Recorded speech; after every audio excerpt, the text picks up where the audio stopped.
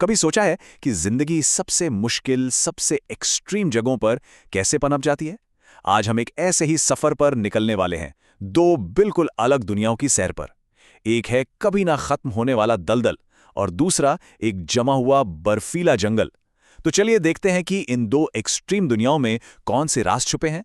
तो सवाल यही उठता है कि एक ऐसी जगह जहां हर तरफ बस पानी ही पानी है और दूसरी वो जहां सब कुछ बर्फ के नीचे जम जाता है। इन दोनों में आखिर कॉमन क्या हो सकता है? ये कहानी है कुदरत के सबसे बड़े सर्वाइवर्स की।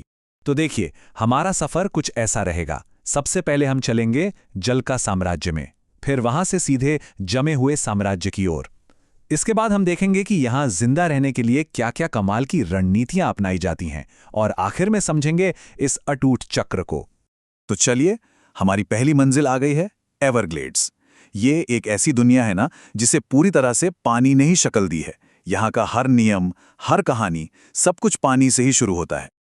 और यहाँ मिलते हैं इसके सबसे पुराने बाशिंदे से, कैमन। क्या आप यकीन कर सकते हैं कि ये जीव पिछले 24 करोड़ सालों से, जी हाँ, 24 करोड़ सालों से लगभग बिना किसी बदलाव के यहाँ मौजूद है? ये तो जैसे कुदरत का एक जीता जागता फॉसिल है जो सीधे डायनासोर के जमाने की याद दिलाता है। एवरग्लेड्स में अगर किसी का राज चलता है तो वो है केमन का। और ये सिर्फ इनके साइज की बात नहीं है, बल्कि इनके शिकार करने का वो बेजोड़ तरीका है जो इन्हें यहाँ का असली बेताज बादशाह बनाता है। देखिए, केमन एक एम्बुश प्रेडेटर है। मतलब ये पानी में बिना हिले डुले छिपकर बस इंतजार और इंतजार करता है, और जैसे ही कोई शिकार नजदीक आता है ना, बूम, 30 किलोमीटर प्रति घंटे की रफ्तार से हमला, पलक झपकने से भी पहले खेल खत्म। अच्छा, अब कुदरत का एक और कमाल देखिए, इस स्किमर पक्षी को। जब ये पैदा होता है तो इसकी चोंच एकदम नॉर्मल होती है, पर जैसे जैसे ये बड़ा होता है इसकी नीचे वाली चोंच ऊपर वाली से काफी लंबी हो जाती है। क्यों? ताकि ये पानी की सतह पर उड़ते हुए बिल्कुल एक जिप की तरह मछलियों को पकड़ सके। है ना कमाल का डिजाइन? एवरग्लेड्स में जिंदगी के रंग ही अलग हैं। यहाँ 500 किलो की भारी भरकम मैनेटी है जो इतनी बड़ी है कि केमन भी उस पर हमला करने से पहले सोचता है। तो वहीं एक छोटा सा ग्रीन ट्री फ्रॉग है जो सांपों को डराने के लिए खुद को गुब्बारे की तरफ फुला लेता है। और गिलहरियों को तो देखिए, ये तो यहाँ की बेस्ट गार्डनर्स हैं जो अनजाने में ही पूरे जंगल में बीज फैलाती रहती हैं। अब कहानी में एक बड़ा मोड़ आने वाला है। चलिए समय में थोड़ा पीछे चलते हैं, लगभग 12,000 साल पहले, जब आखिरी आइस एज खत्म हो रहा था और पिघलते हुए ग्लेशियर्स ने दुनिया के दूसरे छोर पर एक बिल्कुल नई और बेहद ठंडी दुनिया को जन्म दिया। और अब हम पहुंच गए हैं टैगा में। ये दुनिया का सबसे बड़ा जंगल है। जरा सोचकर देखिए, एक ऐसी जगह जहां साल के 8 महीने सिर्फ और सिर्फ बर्फ और जमा देने वाली ठंड का राज चलता हो। यहां पर जिंदगी ना एक रेस की तरह है। पेड़ पौधों और जानवरों को बढ़ने और अपनी नस्ल आगे बढ़ाने के लिए मुश्किल से 4 महीने की गर्मी मिलती है, और बाकी के 8 महीने वो तो बस बर्फ की मोटी चादर के नीचे जिंदा रहने की एक लंबी लड़ाई है। तो सवाल ये है कि इस बर्फीली दुनिया में आखिर जिंदगी पनपती कैसे है? इसका जवाब है ये कॉनिफर पेड़। देखिए, इनके सर्वाइवल के तरीके कितने शानदार हैं। इनकी डालियां नीचे की ओर झुकी होती हैं ताकि भारी बर्फ फिसल कर गिर जाए। पत्तियां सुई जैसी होती हैं ताकि पानी कम से कम उड़े। और सबसे कमाल की बात, इनकी पत्तियों में एक तरह का नेचुरल एंटी फ्रीज होता है जो इन्हें जमने से बचाता है। और यहाँ के जानवर भी किसी से कम नहीं हैं। रेंडियर का सीक्रेट वेपन पता है क्या है? उनके खुर।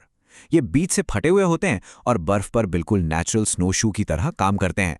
इसी की मदद से वो खाने की तलाश में बिना धन से सैकड़ों किलोमीटर का सफर तय कर लेते हैं। और फिर आता है भूरा भालू, जिसका सर्दियों से बचने का तरीका एकदम अलग है। वो चला जाता है हाइबरनेशन में।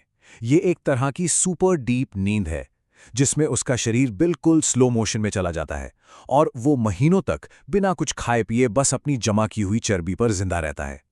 लेकिन सोचिए, इस लंबी नींद की तैयारी कितनी जबरदस्त होती होगी।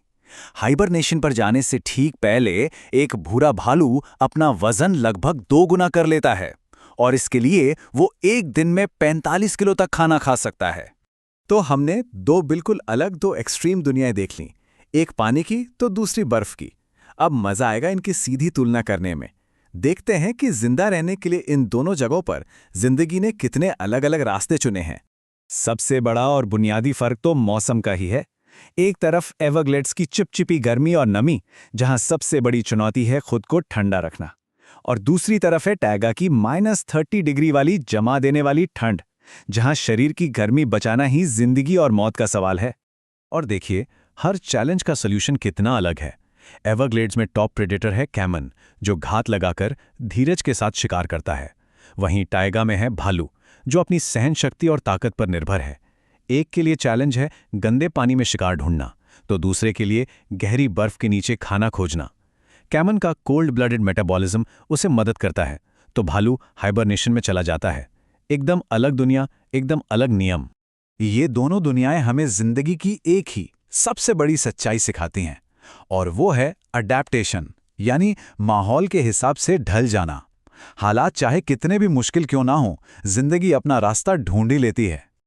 और अब एक हैरान कर देने वाला फैक्ट, ये जो टैगा है, जो हमें इतना वीरान और कठोर लगता है, पता है, धरती के कुल बायोमास का, मतलब सभी जीवित चीजों के कुल वजन का 60% हिस्सा अकेले इसी जंगल में है। सोचिए, यह हमारे प्लैनेट के लिए कितना ज्यादा जरूरी है। एक अजीब जमा हुआ स्वर्ग, एक अनंत जंगल। ये शब्द टाइगा की खूबसूरती और उसकी हकीकत को पूरी तरह बयां कर देते हैं। एक ऐसी जगह जो जितनी कठोर है उतनी ही खूबसूरत भी। तो आखिर में सवाल यही बचता है कि अगर जिंदगी एक परमानेंट दलदल और एक जमे हुए रेगिस्तान में भी न सिर्फ जिंदा रह सकती है बल्कि फल फूल सकती है, तो फिर इसकी असली सीमाएं क्या हैं? ये सवाल हमें सोचने पर मजबूर कर देता है कि जीवन की संभावनाएं वाकई कितनी अनंत हैं।